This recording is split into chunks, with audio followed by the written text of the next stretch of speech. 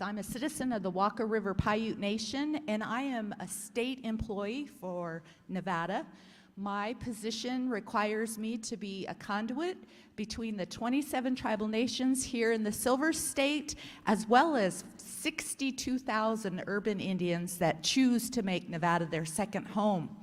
Again, just to make sure you're in the right place, our 11 o'clock session today is Leveraging Cannabis on Native American Lands, and an explainer on the best practices and key issues.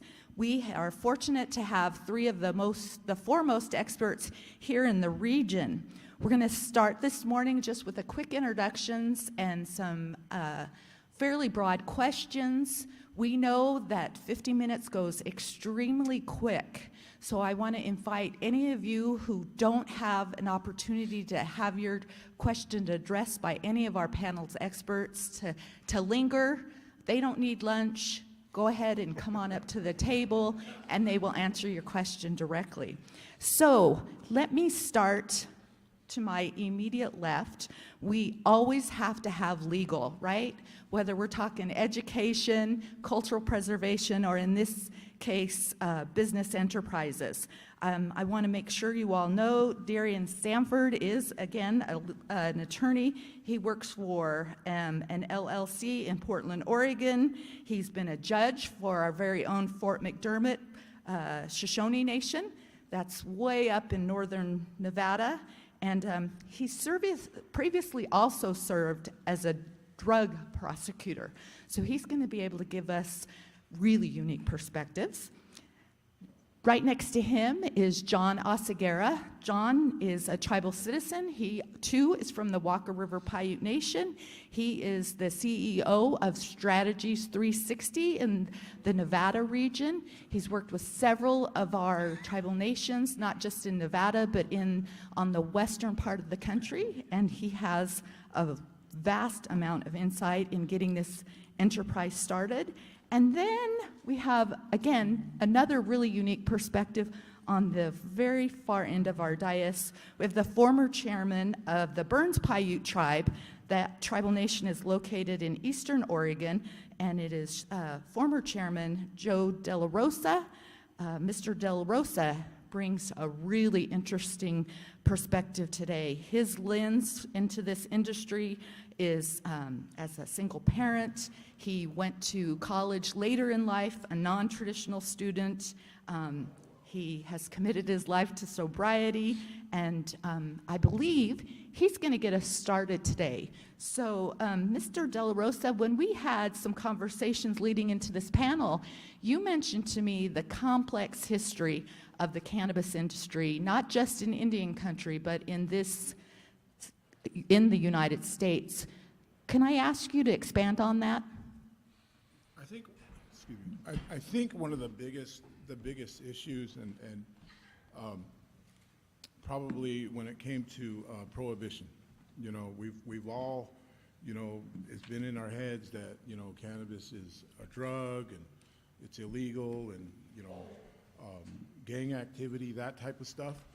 I mean, at now, when we're getting to this point right now, we're able to understand the medicine.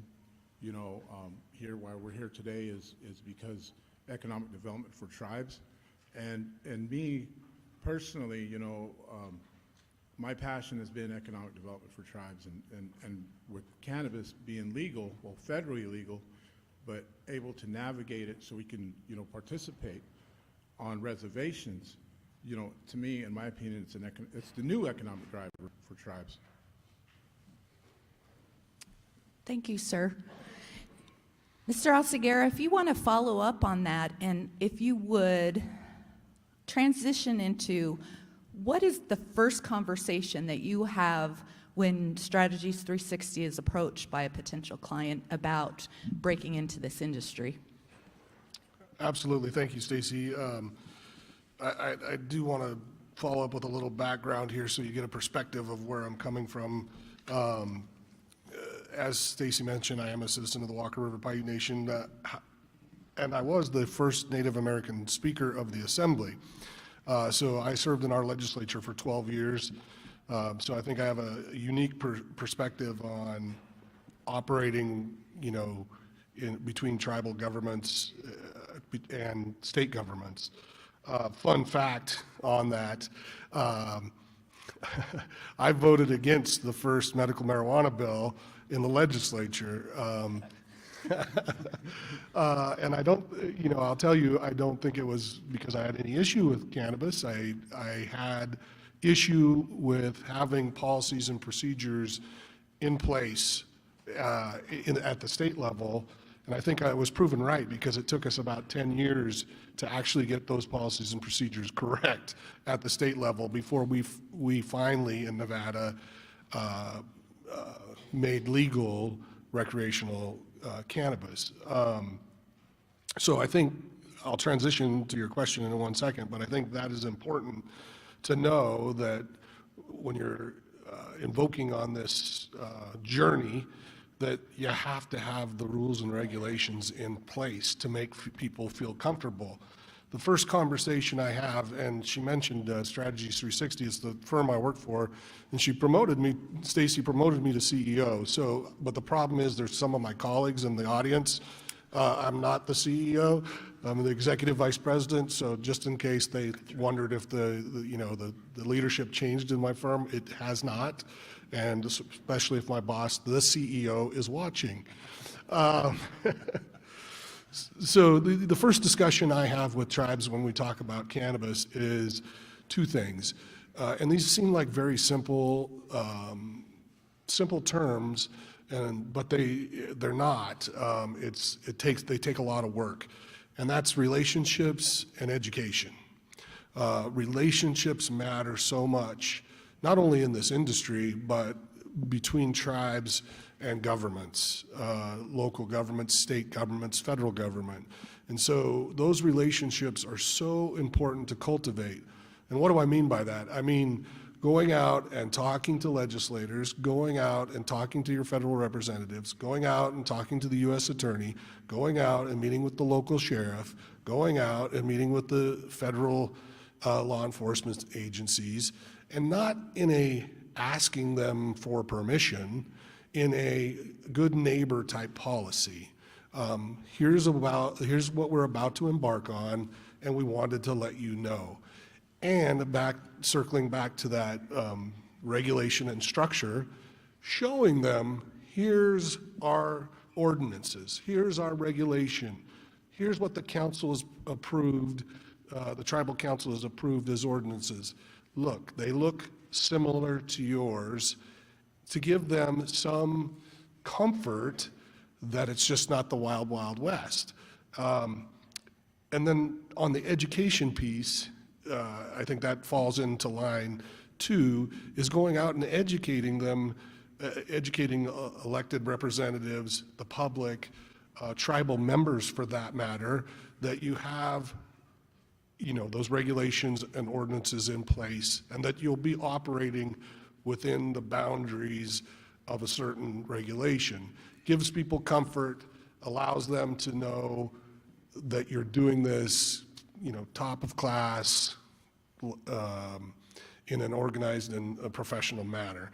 So to answer your question, Stacey, I think the first conversation I have is, are you willing to put in the time to build relationships and to educate folks over and over again, because that takes a lot of time and effort.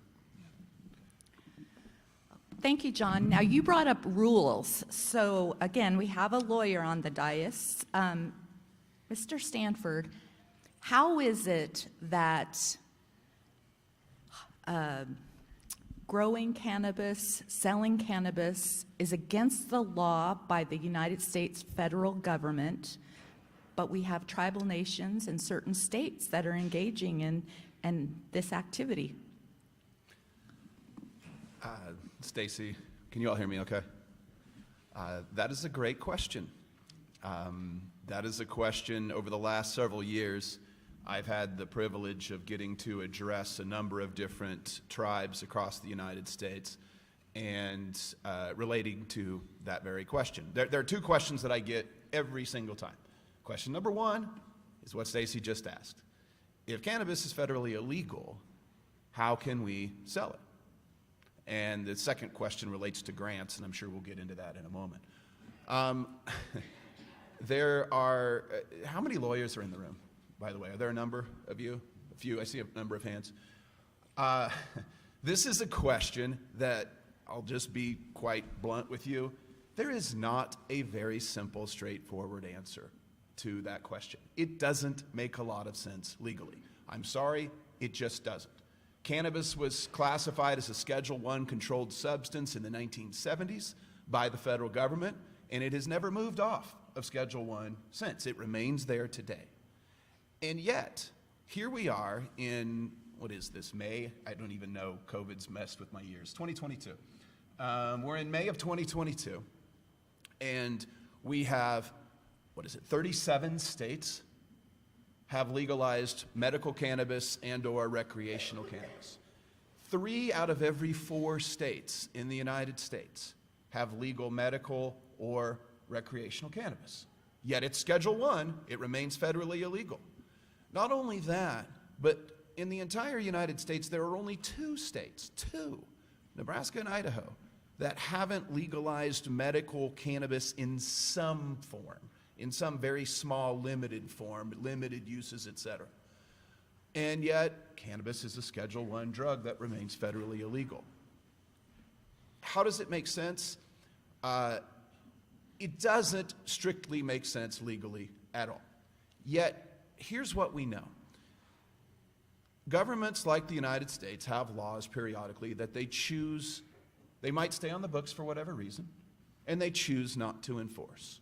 And that policy of non-enforcement in the United States has gone on since 1996.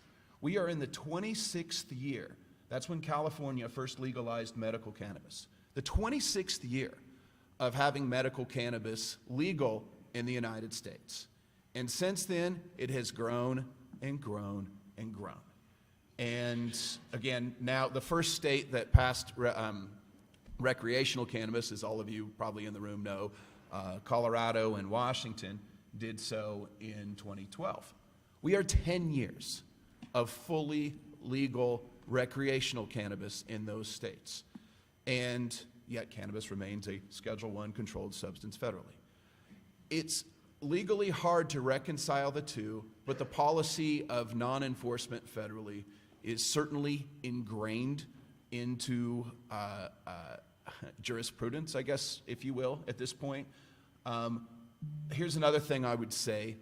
In 2017 and 2018, we had the most rabidly anti-cannabis attorney general that you can imagine, Jeffrey Beauregard Sessions. He talked openly about how he didn't like cannabis being legal. He was in charge of the branch of the United States government that would be the ones to shut down or enforce that Schedule I prohibition. Meaning that the United States Attorney's Office across the United States all answered to him. Nothing happened.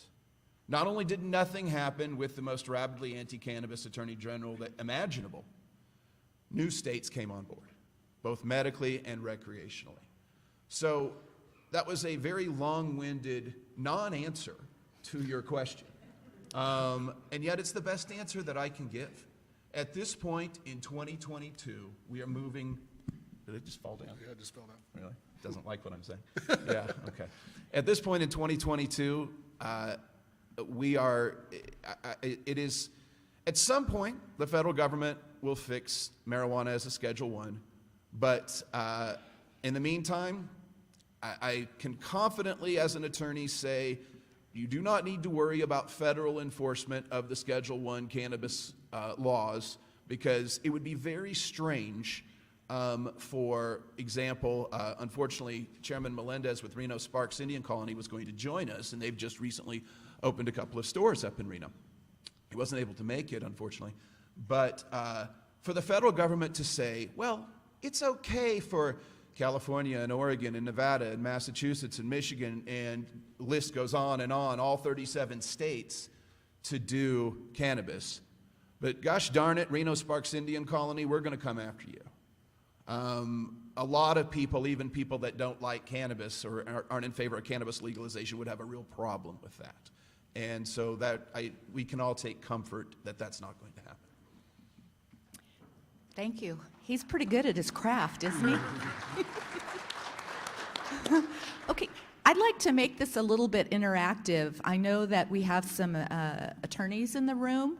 By a show of hands, how many folks represent a tribal nation, an Alaska Native corporation, or a tribal organization that is engaging in the cannabis industry? Wow. Not maybe an eighth? Yeah. Oh, thank you. Thank you. We're going to have you on the panel next time, okay?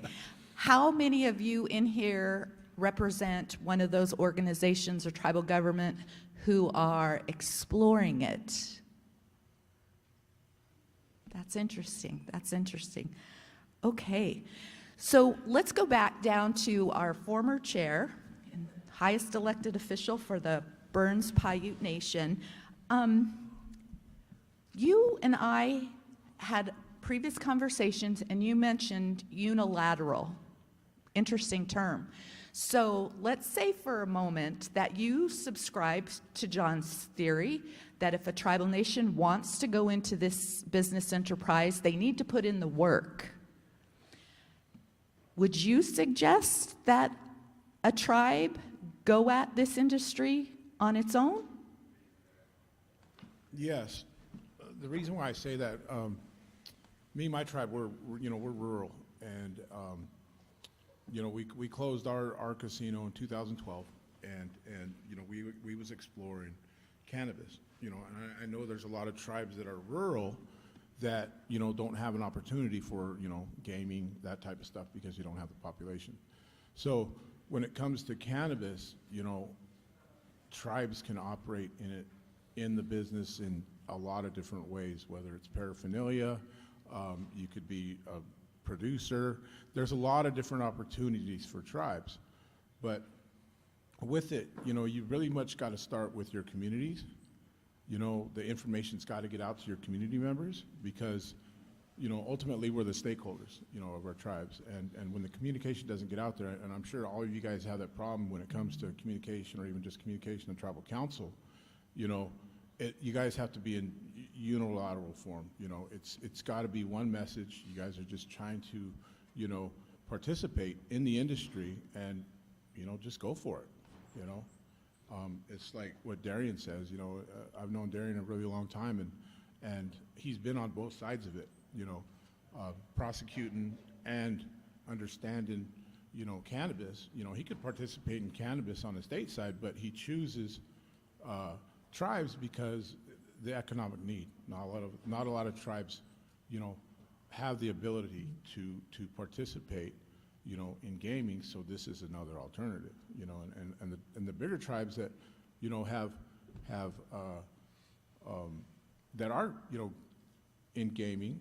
When the pandemic came, some of them had to, they had to look at different revenue streams, and cannabis is one of them. We've been approached by bigger tribes that want to participate in something else besides gaming, just in case, because you can't really forecast another pandemic or any of that such. So, it's a business that all tribes can really participate in some way or form. Thank you. Thank you. And John, would you like to follow up or provide any supplementary information to those comments? And if you would, earlier you spoke about doing the work, building relationships. How long does that take? Well, it varies. Like the former chairman said, that internal communication is often more difficult than the external communication. As you all know, or tribal members here, it's sometimes more challenging to talk to your own members than it is to talk to people on the outside. So it depends on how you go about it. If you go about it through referendum, for example, within the tribal government, and you go out and see what the people think, if the people, and generally I would say tribal members are in line with what polling is telling us, that, 70, 80% of people agree that cannabis should be legal and should be out there to consume. So I think that if you do it through that process, that's whatever your process is, to go through a referendum, a vote of the people, but that gives you some momentum to move forward because the people have spoken within your tribe. And that is often a good way of going about it. I would say, that the education of elected officials outside of the tribe is a continuous process. So let's just say that you talk to every state legislator, you talk to all the people that I listed off earlier. Those people have to get reelected too. And so you may have to go every so often, right? Like every 3 months, every 6 months, and re-engage those folks. So it's a continuous process. So I don't think I could put a timeline on that, but I think that gives you a pretty good idea of the kind of work that you have to put in if you go through that process.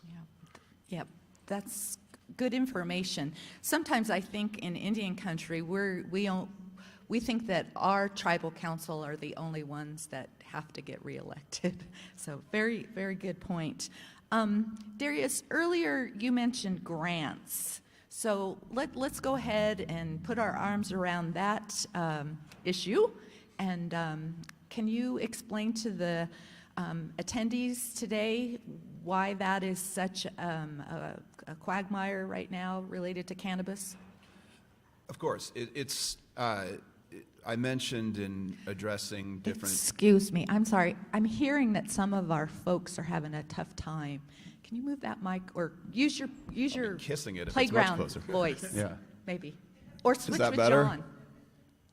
What was the other option? Because this is weird. I'm right here. Can you use John's? Yeah. Okay. Thanks. Your mic's better than mine. Oh, wow. Yeah. That mic's terrible. Okay. Is that better? Wow. Yeah. Still okay? You It's can hear me much all right? better. Okay. The question, I think, was grants.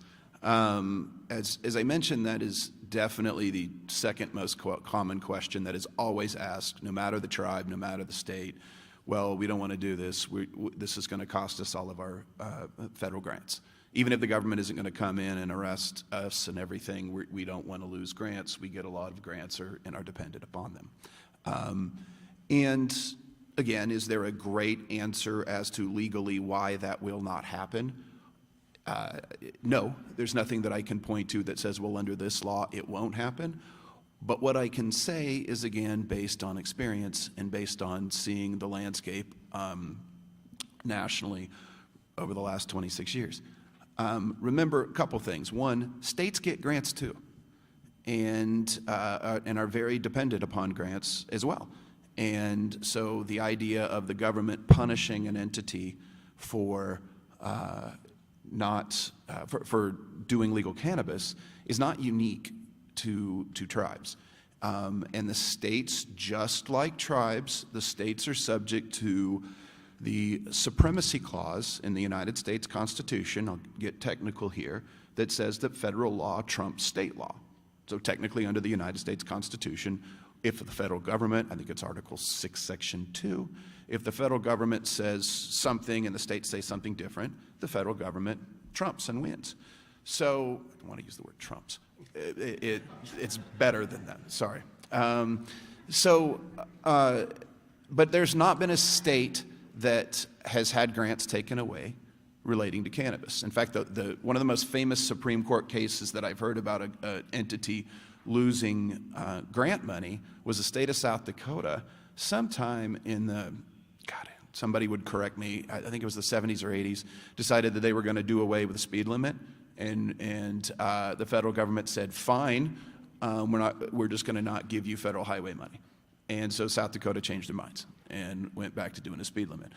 I'm not aware of that happening at all to any tribes even though, again, it's a very common fear, but I am not aware of it.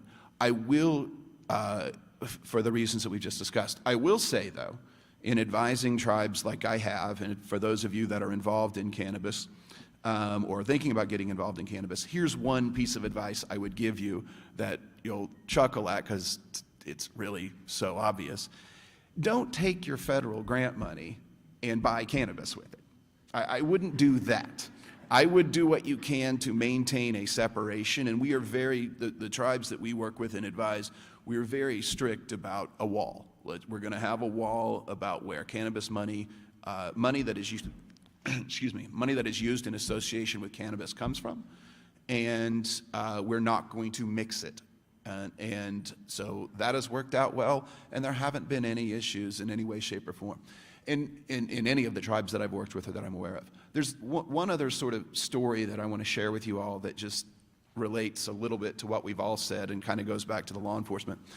Stacey mentioned that I had the privilege of serving as a tribal judge for a couple years in the Fort McDermott Paiute Shoshone reservation up in northern Nevada, right on the Nevada-Oregon border. It's very, very, very, very remote and not a lot of economic opportunity or anything up there at all. They also are policed by the BIA. So it's federal law enforcement officers that are there, a couple of them that live right on North or South Res Road up at Fort McDermott. And in 2018, with Jeff Sessions as the Attorney General, the folks who were deciding to start a cannabis grow up in McDermott were bringing in 3,000 or so plants. And so I get a call, and it's basically something to the effect of this: hey, tomorrow there's going to be about 3,000 cannabis plants that are going to be driven to the grow site in McDermott, and the only road passes right by where the BIA officers are. You're the judge there. Can you go over and just make sure the BIA officers don't get in the way? And it was so casual. It was so just, yeah, go tell them, oh, I'll be 5 minutes late. It was telling federal law enforcement officers, we're bringing federally illegal plants to, quote, federal land, and you're cool with that, right? They were, with some help from John and Senator Cortez Masto and others. They were fine. And not only that, but even the federal BIA agents recognized what a unique economic opportunity it is, and how, particularly in a place like Fort McDermott, where they need jobs, they need revenue, it made sense. And so I survived. I did not get thrown in prison that day. Thank you for that personal anecdote. That's a good one. I know nothing about business. I'm a wordsmith, but I do know that there's a saying, location, location, location, right? If you want to be successful in retail or in some kind of an industry where you sell stuff, where you set up shop is critical. So former Chair DeLaRosa, in all of your experience, could you talk about the importance of location? And I bring this up, I have to take the opportunity to rant a little bit. We didn't get to pick where our reservations are, right? And especially in the state of Nevada, our reservations, 25 of the 27 are in extremely remote areas. I mean, dirt roads, no Wi-Fi. So again, how critical is it to have a retail operation where you're going to have heavy foot traffic? Well, that's a good question. When it comes to retail, say for instance you have New, over here by Fremont. They have a great location. Fremont itself drives, a lot of traffic every year. It's a perfect business model. Excuse me, I'm sorry. I think that is the magic microphone. Can we just all share that one? Can you hear me? Oh, there we go. Thank you, Teresa. There we go. Wherever you are. Location, like for instance, you have New down here by Fremont. They do a very good job. Drive through, it's the biggest. They advertise for the biggest. Location's perfect, but when you're talking, tribes, the 27 tribes here in Nevada, when it comes to their location, some of them are lucky enough to be on a freeway. You know, you have 95 that goes to Reno. You know, there's a couple along the way that you can stop and, you know, get your products. Reno Sparks, you know, converted an Infinity building into a dispensary. They have another one on the west side of town. Dispensaries are important where you locate them, but there's also advertising, marketing, that type of stuff. What drives traffic to your location? When it comes to consumers of cannabis, you know, a lot of them are price sensitive. They know their brands. You know, they will travel far and wide just to get to their brand and customer service. So when it comes to location, it is, you know, it is something to consider, but at the same time, how you run your business. If you run it right, you know, with your social media, you know, your pricing, the drive-through is one big one. You know, here at Nuwu, for about 5 weeks, captured all the traffic of Nevada because it was the only drive-through during the pandemic. So it's the way you navigate your business and how much you're actually wanting to maximize your revenue. You know, it's doing a really good job on all of it rather than just the location.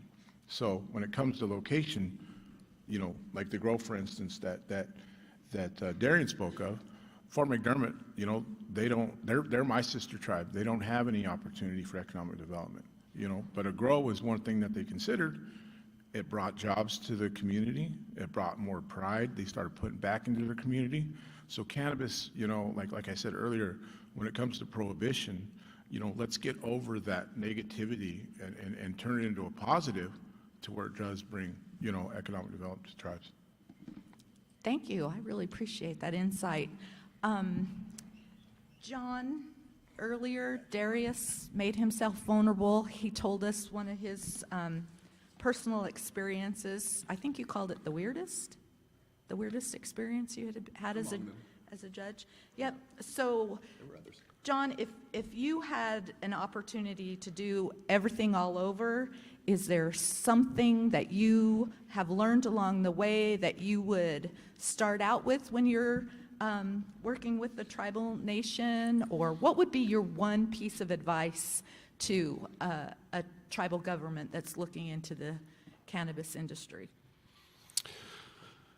Yeah, I think, Stacey, I think that I answered that actually, because that's kind of a model that we use all the time, right? Like the relationship model, the education model, and then rinse and repeat. So that model is something that I use with my private sector clients. I have 50, you know, some odd private sector clients that do all sorts of things other than cannabis. Cannabis is a big part of our business, but we do half a dozen tribes and we do half a dozen private sector folks as well.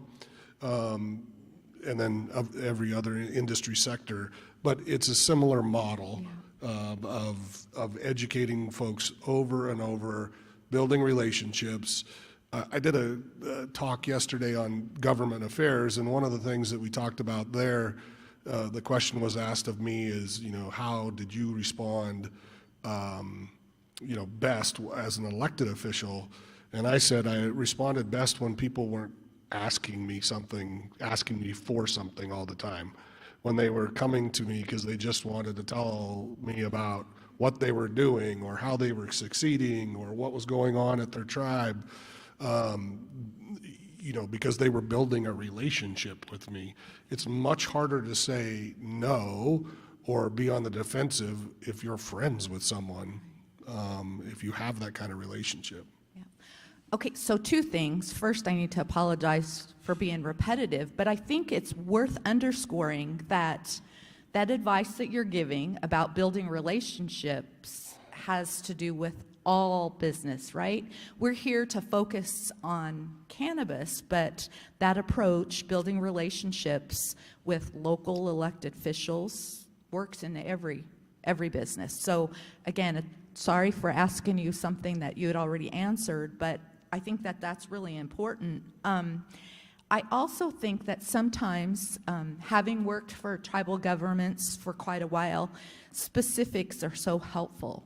I did hear you make that comment yesterday that as an elected official, you don't want to see the same face come into your office or, caller idea, hey, it's Stacey Montooth from the Nevada Indian Commission. Mr. Elected so-and-so, this is what I need today, and the same call the next week. The idea that you get the local high-profile elected officials involved is just stellar. I would suggest, in my experience with my public relations background, that means invite them to your powwows. Everybody, every tribal health center has some kind of a memorial walk, a health walk. Everybody comes, pick your route. Invite them to those kinds of things. Invite them to come observe a language class, those social things. Only if you subscribe to the theory that it's okay to teach non-natives your language. I don't want to get into that controversy. So I hope that some specifics will be of use as you leave the session today. So speaking of specifics, let's go back to our attorney. Darius, you really seem to have a good handle on the federal level. So is it a fair question to ask you, when is it not going to be illegal to grow and harvest and manufacture and sell cannabis? Hang on, let me text the president.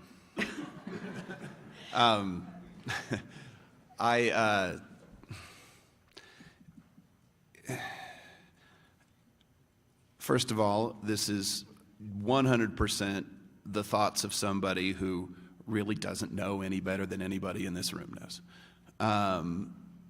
But if I had to make a guess, there are going to be piecemeal changes, such as improving banking, the access to, it's such an issue to have to do this business in cash.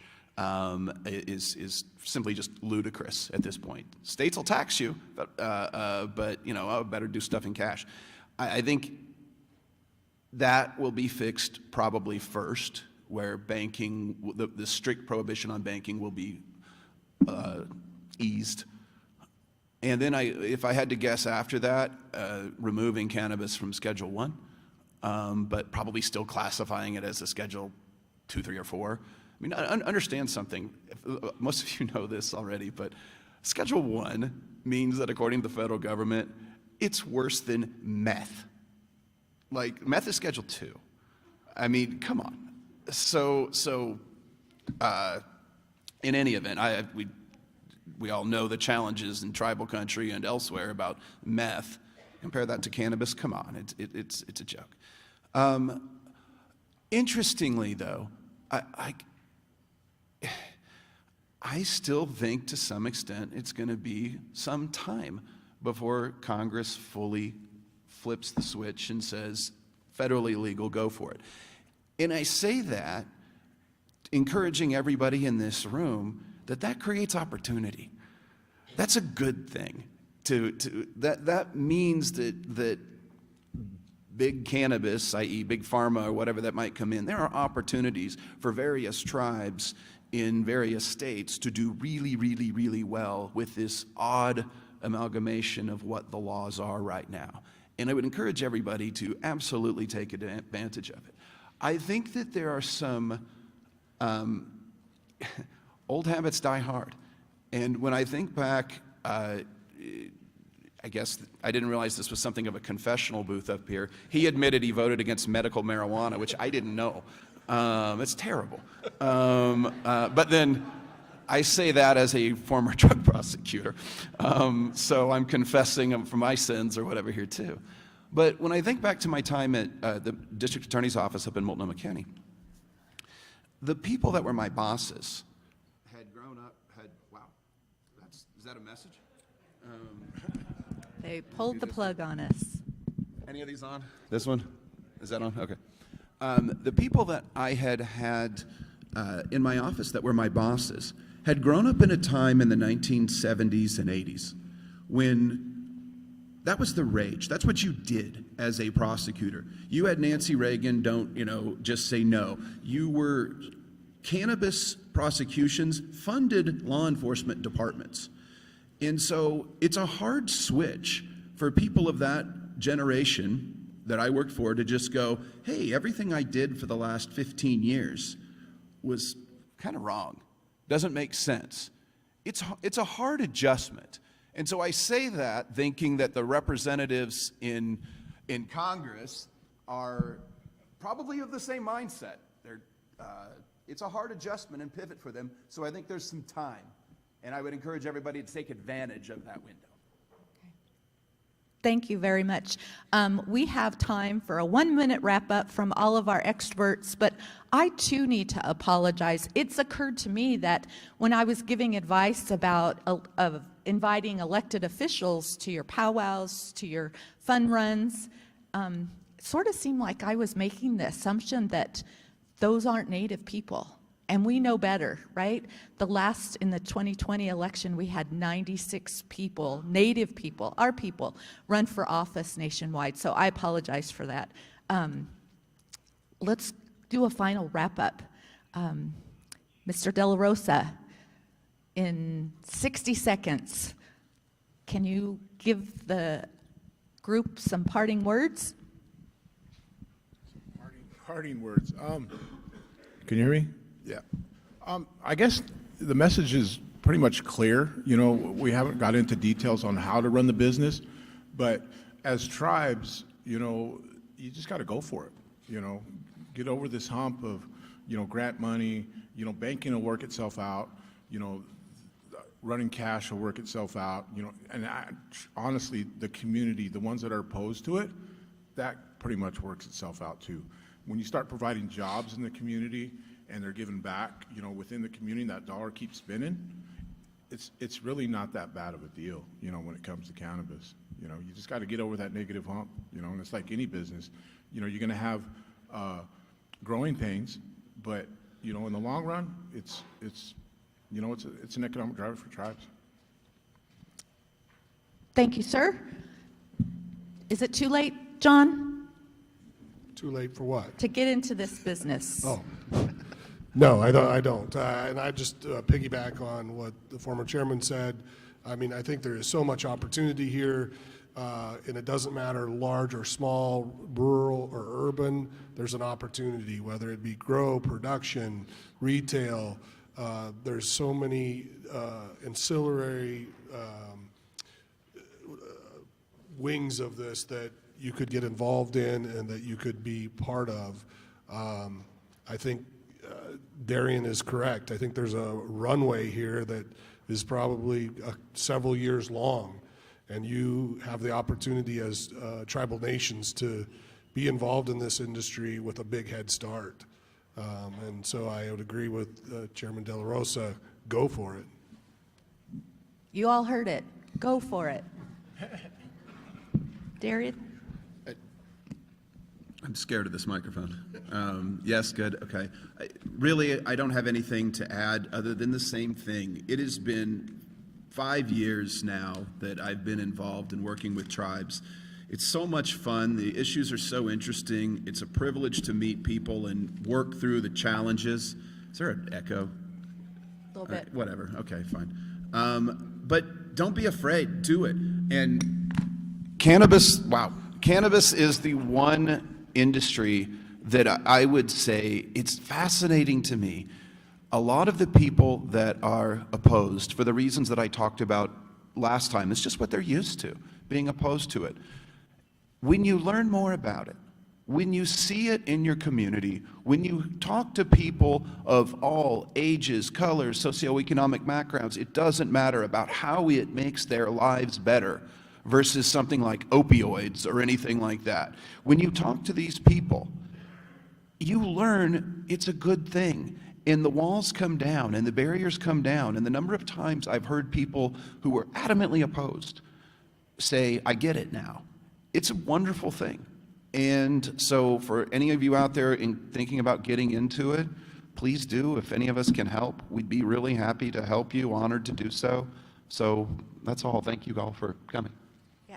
He said what I said, what I wanted to say. Thank you all for coming. Again, if you have specific questions, come on up and talk to our experts. Enjoy lunch, and thank you for your time.